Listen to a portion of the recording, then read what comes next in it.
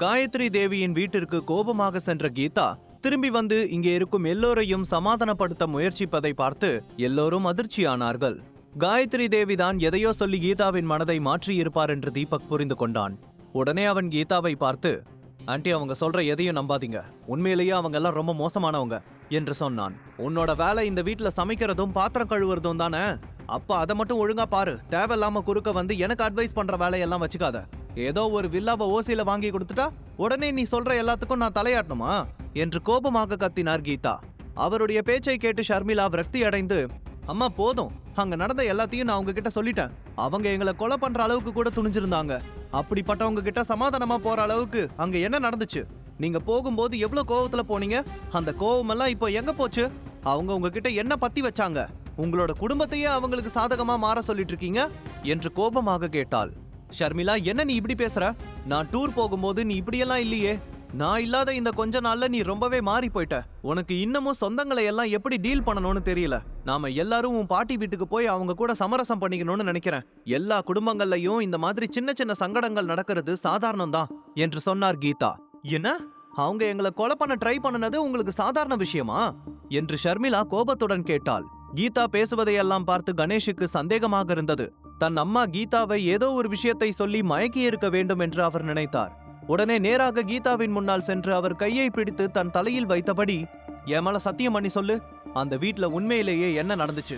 நீ போகும்போது எவ்வளவு கோவமா போனன்னு எங்களுக்கு நல்லா தெரியும். ஆனா திரும்பி வரும்போது அப்படியே அதுக்கு ஆப்போசிட்டா நடந்துக்கிற. தப்பு பண்ணினது அவங்க, ஆனா எங்களை சமாதானம் பேச கூப்பிடுற. அங்க என்னமோ நடந்திருக்கு, என்னன்னு சொல்லு என்று கேட்டார். அதை கேட்டதும் கீதா கணேஷிடமிருந்து தன் கையை விடுவிக்க முயற்சித்தார். ஆனால் கணேஷ் கீதாவின் கையை விடாமல் இறுக்கமாக தலையில் பிடித்து கொண்டிருந்தார். நீ உண்மையை சொல்லாம உன் கையை விட மாட்டேன், சொல்லு கீதா என்று கணேஷ் விடாப்பிடியாக சொல்ல, கீதா வேறு வழி இல்லாமல் தடுமாற்றமான குரலுடன், உங்க அம்மா எனக்கு ஒரு காஸ்ட்லியான நெக்லஸ் கொடுத்தாங்க என்று அமைதியாக சொன்னார். அந்த சமயத்தில் அவரால் யாருடைய முகத்தையும் பார்க்க முடியவில்லை. அமைதியாக தலையை கீழே குனிந்து நின்று கொண்டிருந்தார். கீதாவிடமிருந்து அந்த வார்த்தையை கேட்டதும் கணேஷுக்கு பயங்கரமான கோபம் வந்தது. கீதா, நீ பேராசையால மூழ்கி போயிட்ட. கேவலம் ஒரு நெக்லஸுக்காக இந்த அளவுக்கு கீழ்த்தனமா போவேன்னு நான் கொஞ்சம் கூட எதிர்பார்க்கல. நம்ம குடும்பத்தை அழிக்கிறதுக்கு வெளியே இருந்து யாரும் வர வேண்டாம். உன்னோட பேராசையே போதும். அவங்க எல்லாரும் தீபக்கோட வில்லாவை அபகரிக்கிறதுக்கு தான் இதெல்லாம் பண்ணிட்டு இருக்காங்கன்னு இன்னுமா அவனுக்கு புரியல? அவங்களோட இந்த பாசம் எல்லாம் வில்லா அவங்க கைக்கு வர வரைக்கும் தான். அதுக்கப்புறம் உன்கிட்ட கொடுத்த எல்லாத்தையும் திரும்ப பிடுங்கிக்கிட்டு உன்னை துரத்தி அனுப்பிடுவாங்க என்று கோபமாக கத்தினார். அவருடைய கோபத்தை பார்த்து கீதாவும் கோபத்தில் கத்த ஆரம்பித்தார். இருவருக்குள்ளும் வாக்குவாதம் அதிகமாகிக் கொண்டே சென்றது. அதை பார்த்து ஷர்மிளாவால் தாங்கிக் கொள்ள முடியாமல் மேலே அவளுடைய ரூமை நோக்கி ஓடினாள். அதை பார்த்து தீபக்கும் அவள் பின்னாலேயே ஓடினான். ஷர்மிளா வேகமாக ஓடி சென்று பெட்டில் படுத்துக்கொண்டு அழ ஆரம்பித்து விட்டாள். தீபக் அவள் அருகில் வந்து உட்கார்ந்து, ஷர்மி, அப்பா அம்மா சண்டை போடுறது தப்புன்னு எனக்கும் தெரியும். ஆனா அவங்கள சமாதானப்படுத்த வேண்டிய நீயே இப்படி அழுதுட்டு வந்து படுத்துக்கிட்டா அப்புறம் அவங்க கிட்ட யார் பேசி புரிய வைப்பாங்க? அவங்க கண்டிப்பா என்னோட பேச்ச கேட்க மாட்டாங்கன்னு உனக்கே தெரியும் என்று சொன்னான். தீபக் சொன்னதை கேட்டு ஷர்மிளா அழுது கொண்டே அவன் பக்கம் திரும்பி, தீபக், நான் என்னதான் பண்றது? இந்த குடும்பத்தை காப்பாத்துறதுக்கு நான் என்ன ட்ரை பண்ணனாலும் அது மறுபடியும் என்னோட கையை விட்டு நழுவி போகுது. கேவலம் ஒரு நெக்லஸுக்காக அம்மா இப்படி அவங்க கிட்ட சமாதானம் பேசிட்டு வருவாங்கன்னு நான் கொஞ்சம் கூட நினைச்சு பார்க்கல. அவங்களோட பேராசையே நம்ம குடும்பத்தை அழிச்சிடுமோன்னு பயமா இருக்கு தீபக். அப்பாவுக்கு அதை கேட்டதும் எவ்வளவு கோபம் வந்துச்சுன்னு பார்த்தல. அவர் இப்படி கோபப்படுற ஆளே இல்ல. என் அம்மா பண்ற வேலையால இந்த வீட்டுல யாருக்குமே நிம்மதி இல்ல என்று சொல்லிக் கொண்டு அழுதாள். அப்போது தீபக் அருகில் வைத்திருந்த வாட்டர் பாட்டிலை எடுத்து அவளிடம் கொடுத்து, முதல்ல கொஞ்சம் தண்ணி குடி என்று சொல்ல ஷர்மிளா கண்களை துடைத்தபடி அமைதியாக தண்ணீரை குடித்தாள். தண்ணீர் குடித்ததும் அவளுடைய பதட்டம் கொஞ்சம் குறைந்தது. சில நொடிகள் அமைதியாக உட்கார்ந்திருந்தவள் மீண்டும் தீபக்கின் பக்கம் திரும்பி, என் அம்மாவோட பேராசை இந்த அளவுக்கு வளரும்னு நான் எதிர்பார்க்கல. இதுல இருந்து வெளியே வரதுக்கு என் கண்ணுக்கு ஒரே ஒரு வழிதான் தெரியுது. அது நம்ம ஏற்கனவே டிஸ்கஸ் பண்ணன அந்த பிசினஸ் தான். நான் சொந்தமா ஒரு பிசினஸ் பண்ணனாதான் அம்மாவோட எல்லா ஆசையையும் நிறைவேற்ற முடியும். அவங்களுக்கு பிடிச்சதை எல்லாம் விலைய பார்த்து வாங்காத அளவுக்கு வாழ்க்கையில வளரணும். இல்லனா என் அம்மாவோட பேராசையை வச்சே என் பாட்டி எல்லாத்தையும் சாதிச்சிடுவாங்க. சீக்கிரம் ஏதாவது பண்ணணும் தீபக் என்று சொன்னாள் ஷர்மிளா. உனக்கு என்ன தோணுதோ பண்ணு ஷர்மி, நான் உனக்காக எப்பவும் கூட இருப்பேன். எப்படியும் இந்த பிரச்சனையில இருந்து வெளியே வரதுக்கு நீ ஒரு நல்ல வழியை கண்டுபிடிப்பேன்னு எனக்கு தெரியும் என்று சொன்னான் தீபக். அவனுடைய வார்த்தைகள் ஷர்மிளாவுக்கு கொஞ்சம் தைரியத்தை கொடுத்தது. ஆனால் தீபக் அவளுடைய அப்பாவித்தனத்தை நினைத்து வருத்தப்பட்டான். ஷர்மி, நீ நினைக்கிற மாதிரி உன் அம்மாவுக்கு எவ்வளவு சம்பாதிச்சு கொடுத்தாலும் பத்தாது.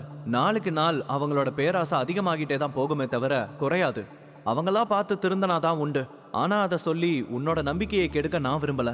உனக்கு இப்ப என்ன தோணுதோ பண்ணு என்று தனக்குள் சொல்லிக் கொண்டான். உடனே ஷர்மிளா தன்னுடைய லேப்டாப்பை எடுத்து ஆன் செய்ய ஆரம்பித்தாள்.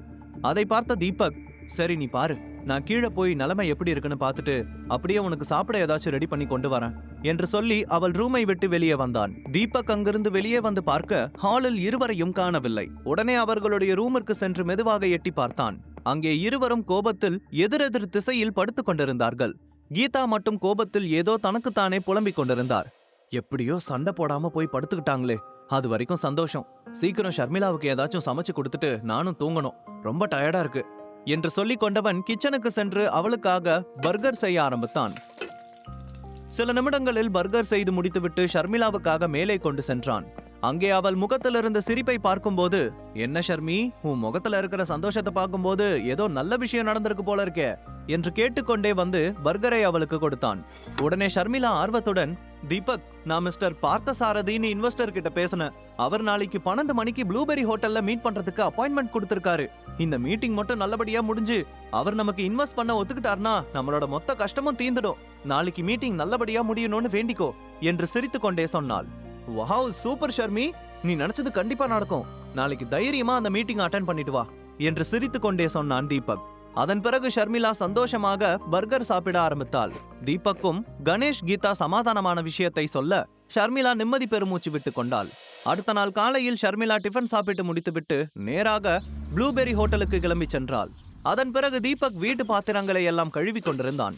அப்போது கீதா அவனிடம் வந்து, உன்ன மாதிரி ஒருத்தனை கல்யாணம் பண்ணிக்கிட்டதால என் பொண்ணோட வாழ்க்கை எப்படி இருக்குன்னு பாரு. அவளை ஒரு நல்ல அரச குடும்பத்துல கல்யாணம் பண்ணி கொடுத்து இளவரசி மாதிரி வாழணும்னு ஆசைப்பட்டேன். என்னோட கரகம் நீ வந்து வாச்சிருக்க என்று கோபமாக கத்தினார். தீபக் எந்த பதிலும் சொல்லாமல் பாத்திரங்களை கழுவி கொண்டிருந்தான். கீதாவின் எந்த கேள்விக்கும் அவன் பதில் சொல்லவில்லை. அது கீதாவுக்கு இன்னமும் அதிகமாக கோபத்தை வரவழைத்தது. உடனே அவர் தன் கையில் இருந்த தட்டை கிச்சனுக்கு நடுவே வீசி எறிந்துவிட்டு, இந்த பொழப்பு பொழைக்கிறதுக்கு எங்கேயாவது போய் பிச்சை எடுக்கலாம் என்று திட்டிவிட்டு கோபமாக அங்கிருந்து சென்று விட்டார். தீபக் காதுகளை தொட்டு பார்ப்பதை போல ஆக்ஷன் செய்துவிட்டு, உங்ககிட்ட எல்லாம் வாக்குவாதம் பண்ணி என்னோட எனர்ஜியை நான் வேஸ்ட் பண்ண விரும்பல. ஒரு நாளைக்கு நான் யாருன்னு காட்டுறேன் என்று தனக்கு தானே சொல்லிக் கொண்டான். அப்போது வீட்டில் மதியம் சமைப்பதற்கு எதுவும் இல்லை என்று தெரிந்ததும் பாத்திரங்களை கழுவி முடித்துவிட்டு ஷாப்பிங் போக வேண்டும் என்று நினைத்தான். பேசாம ப்ளூபெரி ஹோட்டல் கிட்ட இருக்கிற மார்க்கெட்டுக்கு போனா திரும்பி வரும்போது நானும் ஷர்மிளாவும் சேர்ந்தே வந்துடலாமே என்று நினைத்தவன் உடனே ஷர்மிளாவுக்கு மெசேஜ் செய்து விஷயத்தை சொல்ல, ஓகே தீபக், நீ கிளம்பி வா, நான் இன்வெஸ்டரை பார்க்க வெயிட் பண்ணிட்டு இருக்கேன், முடிஞ்சதும் சேர்ந்து போயிடலாம் என்று அவனுடைய மெசேஜுக்கு ரிப்ளை செய்தாள். அதன் பிறகு தீபக் உடனே கிளம்பி மார்க்கெட்டுக்கு புறப்பட்டான். தன்னுடைய ஷாப்பிங்கை எல்லாம் முடித்துவிட்டு ப்ளூபெரி ஹோட்டலுக்கு வெளியே இருந்த ஒரு டீ கடையில் உட்கார்ந்து டீ குடித்துக் கொண்டிருந்தான். ப்ளூபெரி ஹோட்டல் முழுவதும் கண்ணாடி சுவர்களால் அமைக்கப்பட்டிருந்ததால் அங்கே நடக்கும் எல்லாவற்றையும் வெளியிலிருந்து பார்க்க முடியும். அப்போது அங்கே ஒரு டேபிளில் ஷர்மிளா பார்த்தசாரதி என்கிற இன்வெஸ்டரிடம் பேசிக் கொண்டிருப்பதை தீபக் கவனித்தான். தன்னுடைய லேப்டாப்பை அவர் பக்கம் திருப்பி தன்னுடைய மொத்த பிளானையும் அவருக்கு எக்ஸ்பிளைன் செய்து கொண்டிருந்தாள் ஷர்மிளா. சிறிது நேரத்தில் தன்னுடைய மொத்த பிளானையும் சொல்லி முடித்துவிட்டு, மிஸ்டர் பார்த்தசாரதி, இதுதான் என்னோட மொத்த பிளான். நீங்க என்னோட பிசினஸ்க்கு இன்வெஸ்ட் பண்ணனா கண்டிப்பா ஃபியூச்சர்ல சந்தோஷப்படுவீங்கன்னு நான் உங்களுக்கு ப்ராமிஸ் பண்றேன் என்று சொன்னாள். அப்போது பார்த்தசாரதியின் காதுகள் அவள் சொல்வதை கேட்டுக்கொண்டிருந்தாலும் அவருடைய கண்கள் ஷர்மிளாவின் உடலை தான் பார்த்து கொண்டிருந்தது. அவர் ஷர்மிளாவை தவறான எண்ணத்துடன் பார்த்து கொண்டிருக்கிறார் என்பதை தீபக் வெளியிலேயே பார்க்கும் போதே கண்டுபிடித்து விட்டான். அவன் மூஞ்சிய பார்த்தாலே தெரியுது, கண்டிப்பா அவன் நல்லவன் கிடையாது. உண்மையிலேயே அவன் ஷர்மிளாவுக்கு இன்வெஸ்ட் பண்ணுவானானும் தெரியாது. இப்பவே நான் ஏதாவது பண்ணி ஆகணும் என்று வேகமாக டீயை குடித்து முடித்துவிட்டு அங்கிருந்து ஹோட்டலுக்குள் நுழைந்தான். இன்னொரு புறம் பார்த்தசாரதி தன்னை தப்பான எண்ணத்துடன் பார்த்து கொண்டிருக்கிறார் என்பதை கண்டுபிடித்த ஷர்மிளா உடனே தன்னுடைய இடத்திலிருந்து எழுந்து, மிஸ்டர் பார்த்தசாரதி, என்ன பண்ணிட்டு இருக்கீங்க என்று கோபமாக கேட்க, என்ன ஷர்மி, என்னாச்சு? நான் உங்களோட பிளானை பத்தி தான் யோசிச்சுட்டு இருந்தேன் என்று எதுவும் தெரியாதபடி சொன்னார் பார்த்தசாரதி. ஒருவேளை அவருடைய பார்வை தன் மீது இருந்தாலும் அவருடைய சிந்தனை வேறெங்கேயாவது இருந்திருக்கலாம் என்று யோசித்த ஷர்மிளா ஒரு பெருமூச்சு விட்டபடி, சொல்லுங்க மிஸ்டர் பார்த்தசாரதி, என்னோட மொத்த பிளானையும் கேட்டீங்க இல்லையா? உங்களுக்கு இதுல இன்வெஸ்ட் பண்றதுக்கு சம்மதமா என்று கேட்டாள். உடனே அவர் ஷர்மிளாவை பார்த்து, உங்களோட பிளானை கேட்டேன், அதுல எனக்கு சில விஷயங்கள் புரியல, கொஞ்ச நேரம் உட்கார்ந்து எனக்கு இன்னொரு டைம் எக்ஸ்பிளைன் பண்ணுங்க என்று சொன்னார். இந்த முறையும் அவரது பார்வை ஷர்மிளாவின் மீது தப்பான நோக்கத்துடன் தான் இருந்தது. அதை பார்த்ததும் அவர் தவறான எண்ணத்துடன் தான் பார்த்து கொண்டிருக்கிறார் என்பதை அவள் புரிந்து கொண்டாள். ஷர்மிளா அவரை பார்த்து முறைத்து கொண்டே, இட்ஸ் ஓகே மிஸ்டர் பார்த்தசாரதி, இதை பத்தி நாம இன்னொரு நாள் டிஸ்கஸ் பண்ணிக்கலாம் என்று சொல்லி அந்த இடத்தை விட்டு நகர்ந்தாள். உடனே பார்த்தசாரதி டக்கென அவளுடைய கையை பிடித்தார். உடனே ஷர்மிளா கோபமாக அவரை பார்த்து, ஹலோ, என்ன பண்றீங்க என்று கோபமாக கத்த, அதை பார்த்து அங்கிருந்த ஹோட்டல் ஊழியர்கள் அவர்களை நோக்கி வந்தார்கள். ஆனால் அதற்குள் தீபக் அங்கே வந்து பார்த்தசாரதியின் கையை தட்டிவிட்டான். பார்க்க டீசெண்டா இருந்துட்டு இப்படி பப்ளிக் பிளேஸ்ல ஒரு பொண்ணோட கையை பிடிக்க உனக்கு வெக்கமா இல்லையா என்று கோபமாக கேட்டான் தீபக். ஹலோ, நான் என்ன தப்பா நடந்துக்கிட்டேன்? இவங்க என்கிட்ட ஒரு ப்ராஜெக்டை கொண்டு வந்தாங்க. அதோட டிஸ்கஷன் முடியாம எழுந்து போனாங்க. அதான் அவங்க கையை பிடிச்சு நிறுத்தினேன். இதுல என்ன தப்பு இருக்கு என்று ஷர்மிளாவை பார்த்து கொண்டே சொன்னார் பார்த்தசாரதி. உடனே தீபக் அவர் முன்னால் விரல்களை நீட்டி, ஏதாவது பேசணும்னா என்கிட்ட பேசு என்று கோபமாக சொன்னான். உடனே பார்த்தசாரதி தன்னுடைய சீட்டிலிருந்து எழுந்து, முதல்ல நீ யாரு? அவங்க கிட்ட பேசிட்டு இருக்கும்போது நீ எதுக்கு குறுக்க வர என்று சொன்னவர் ஷர்மிளாவை பார்த்து, உங்களுக்கு இவரை தெரியுமா என்று கேட்டார். இவர் என்னோட ஹஸ்பண்ட் மிஸ்டர் தீபக் என்று முறைத்து கொண்டே சொன்னாள் ஷர்மிளா. இங்க பாருங்க மிஸ் ஷர்மிளா, இவர் உங்களோட ஹஸ்பண்டா இருந்தா அதையெல்லாம் வீட்ல தான் வச்சுக்கணும். நீங்க ஒரு பிசினஸ் பேச இங்க வந்திருக்கீங்க. ப்ரொஃபஷனலா நடந்துக்கோங்க. இந்த மாதிரியான பப்ளிக் பிளேஸ்ல ஒரு பொண்ணை தப்பான எண்ணத்துல கை வைக்கிற அளவுக்கு நான் ஒன்னும் அவ்வளவு மோசம் கிடையாது. உங்களுக்கு உண்மையிலேயே என் கூட பிசினஸ் பண்ணணும்னா வந்து உட்காருங்க, இல்லனா தாராளமா கிளம்புங்க. தேவையில்லாம என்னோட டைமை வேஸ்ட் பண்ணாதீங்க என்று தீவிரமான தொனியில் சொன்னார். அதை கேட்டதும் ஷர்மிளாவுக்கு கொஞ்சம் குழப்பமாக இருந்தது. உண்மையில் அந்த நேரத்தில் பார்த்தசாரதியின் கேரக்டர் என்ன என்று அவளால் யூகிக்க முடியவில்லை. சில நொடிகள் அமைதியாக யோசித்தவள் தீபக்கின் பக்கம் திரும்பி, தீபக், நீ கொஞ்ச நேரம் வெளியில வெயிட் பண்ணு. இப்போதைக்கு நமக்கு இந்த ப்ராஜெக்ட் ரொம்ப முக்கியம். நீ அவருக்கு கொடுத்த டோஸ்ல கண்டிப்பா அவர் திரும்பவும் என்கிட்ட தப்பா நடந்துக்க மாட்டார்னு நான் நினைக்கிறேன். நீ வெளியே உட்காரு, நான் கொஞ்ச நேரத்துல மீட்டிங்கை முடிச்சிட்டு வந்துடுறேன் என்று சொன்னாள். அதை கேட்டு தீபக் எந்த பதிலும் சொல்லாமல் பார்த்தசாரதியையே பார்த்தபடி நின்று கொண்டிருந்தான். தீபக் என்ன செய்ய போகிறான்? பார்த்தசாரதியின் உண்மையான முகத்தை கண்டுபிடிப்பானா? முழு கதையையும் கேட்டு மகிழ பாக்கெட் FM ஏப்பை டவுன்லோட் செய்யுங்கள். லிங்க் டிஸ்கிரிப்ஷனில் கொடுக்கப்பட்டுள்ளது.